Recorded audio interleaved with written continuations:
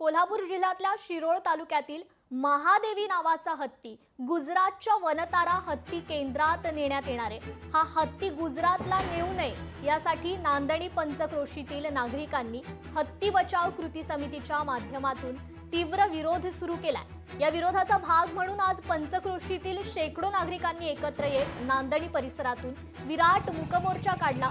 माजी खासदार राजू शेट्टी यांची देखील मूकमोर्चाला उपस्थिती होती।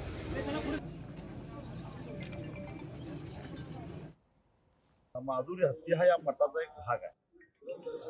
ज्यावेळी खरोखरच माधुरी आजारी पडलेली होती, त्यावेळी उपचाराची गरज होती, त्यावेळी मात्र वन खात्यानं हात वर केले। आम्ही विनंती केली होती, माझा स्वतः मी पत्र लिहिलं होतं की उपचारासाठी आम्हाला मदत करा।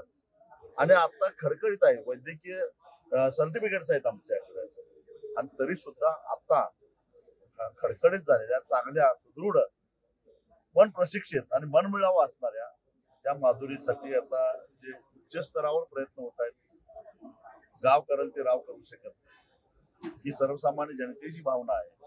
आणि त्यामुळं माधुरीला कसल्याही परिस्थितीत आम्ही जाऊन देणार नाही ही भूमिका आहे। लोकशाही मराठी ऐका, पहा, जागरूक रहा।